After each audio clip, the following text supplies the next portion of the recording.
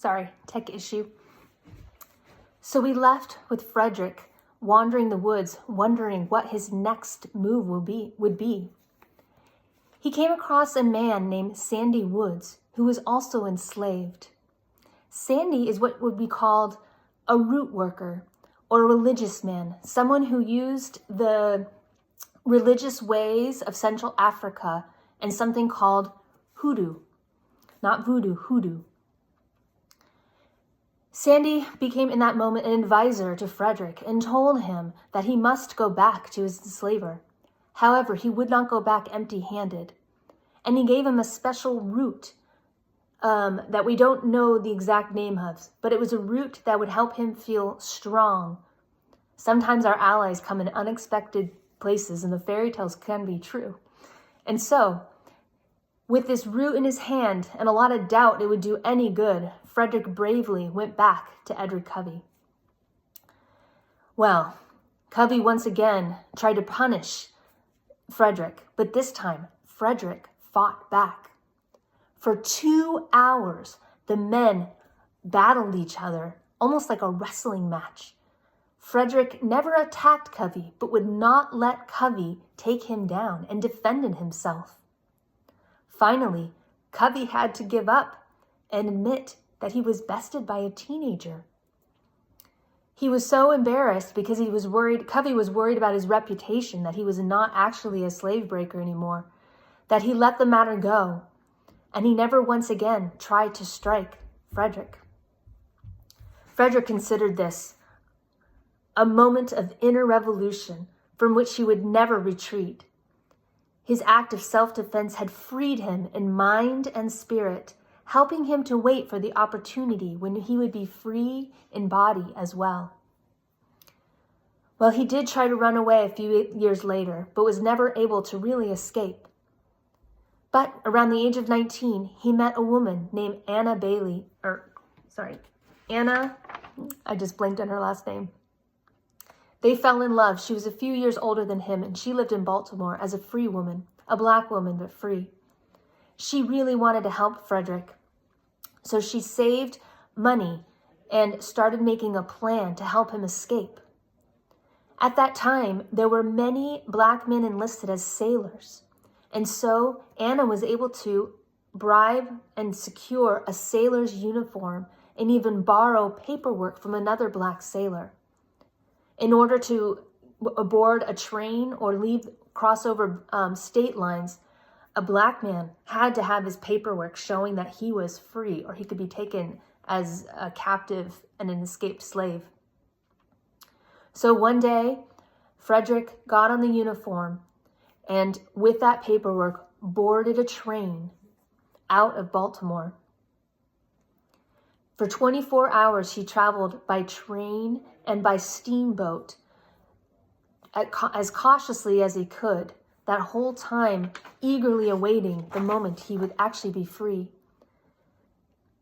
When he stepped foot in New York, many have asked, he wrote an autobiography, that's what I'm reading from, and many have asked how he felt in that moment. And this is a quote from him. "I have often been asked how I felt when I first found myself on free soil, and my readers may share the same curiosity. There is scarcely anything in my experience about which I could not give a more satisfactory answer. A new world had opened upon me. If life is more than breath and the quick round of blood, I lived more in one day than in a year of my slave life. It was a time of joyous excitement, which words can but tamely describe. In a letter written to a friend soon after reaching New York, I said, I felt as one might feel upon escape from a den of hungry lions. Anguish and grief, like darkness and rain, may be depicted, but gladness and joy, like the rainbow, defy the skill of pen or pencil." So Frederick married Anna, and at first they took the name Johnson, but after a while, Frederick decided he wanted a different name.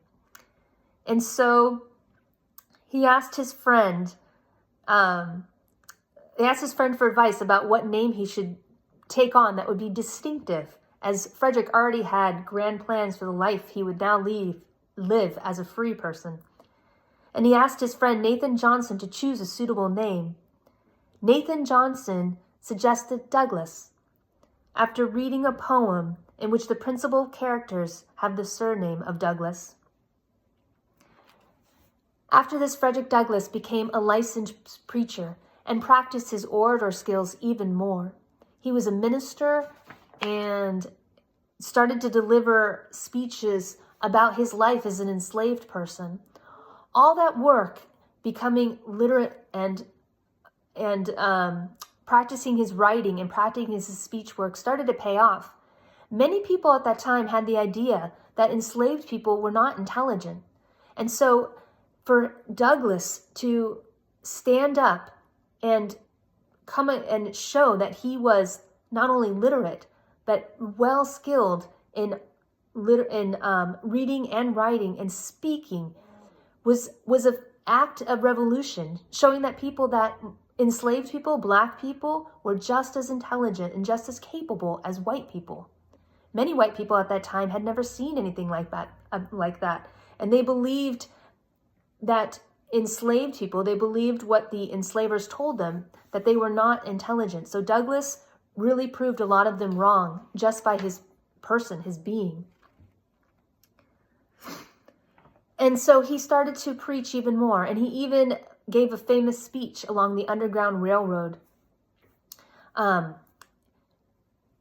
And as he became more and more well known for his speeches about abolishing slavery, his friends became worried because technically he was still an enslaved person, a runaway slave, and could be taken back to a plantation. So after one very prominent speech, he decided to do what many Black men did at that time and head overseas to continue, to lay low for a couple years, but also continue his work as an anti-slavery activist. He toured around Ireland, and he was shocked when he got there about how differently he was treated. The people in Ireland treated him, in his words, as a man instead of a slave. They didn't look twice when he got on a car or ate at the same table at a restaurant. To them, there was no difference in skin color. But still, Douglass was astounded by the extreme levels of poverty happening in Ireland at that time. This was the time of the potato famine, when many were starving. And he wrote of his experience about it in a letter. "I see much here to remind me of my former condition, and I should be ashamed to lift up my voice against American slavery, but that I know the cause of humanity is won the world over. He who really and truly feels for the American slave cannot steel his heart to the woes of others, and who thinks himself an abolitionist yet cannot enter into the wrongs of others has yet to find a true foundation for his anti-slavery faith." So although he was well treated in Ireland, he felt it was time for him to return back to America, back to his homeland, to fight for the rights of slaves. When he got back, he started a paper called the North Star, whose motto was, "Right is of no sex, truth is of no color, God is Father of us all, and we are all his brethren." He started speaking more and more, and also speaking about the right to vote for both Black men and women. His wife Anna and him also helped with the Underground Railroad, helping other enslaved people escape. And they said at one time they helped over 400 people throughout those years. Around this time, Douglass delivered an address at a meeting organized by the Rochester's Lady Anti-Slavery Society, and this speech eventually became one of the most famous anti-slavery speeches ever. It is called, "What to the American Slave is your 4th of July? I answer, a day that reveals to him more than all the other days in the year the gross injustice and cruelty to which he is the constant victim. To him your celebration is a sham, your boasted liberty an unholy license, your national greatness swelling vanity.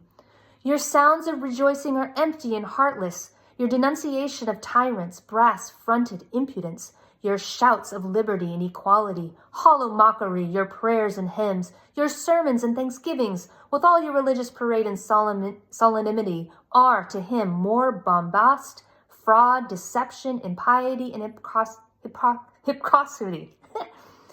A thin veil to cover up crimes which would disgrace a nation of savages. There is not a nation on earth guilty of practices more shocking and bloody than are the people of the United States at this very hour.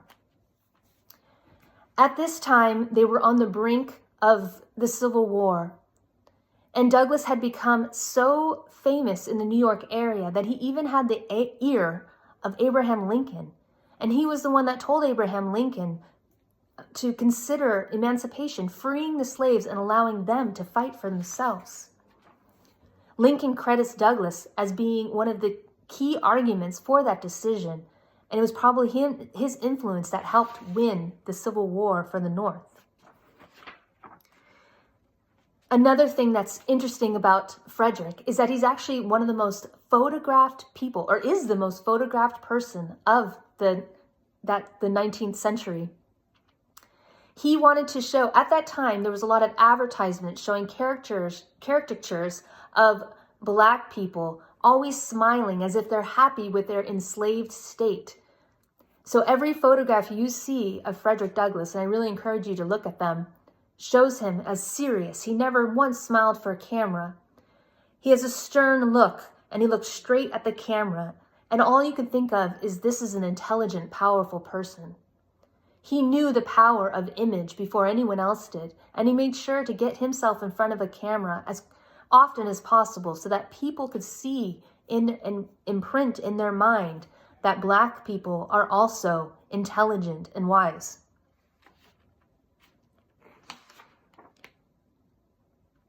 Douglass spent the rest of his life fighting for the freedom of others. He was, I just lost my notes. He became presidential elector, United States Marshal, United States Recorder, United States diplomat, and even accumulated some wealth, which was unheard of for that time as a former enslaved person. On August 3rd, 1857, Frederick Douglass gave one of his most famous speeches about the West India emancipation. And this speech really encompasses his belief in freedom for all and revolutionary. Let me give you a word of the philosophy of reform. The whole history of the progress of human liberty shows that all concessions yet made to her august claims have been born of earnest struggle. The conflict has been exciting, agitating, all-absorbing, and for the time being, putting all other tumults to silence. It must do this, or it does nothing. If there is no struggle, there is no progress. Those who profess to favor freedom and yet deprecate agitation are men who want crops without plowing up the ground. They want rain without thunder and lightning. They want the ocean without the awful roar of its many waters. This struggle may be a moral one or it may be a physical one, and it may be both moral and physical, but it must be a struggle. Power concedes nothing without a demand. It never did, and it never will. Hopefully this story of Frederick Douglass will inspire you to fight for the rights of others.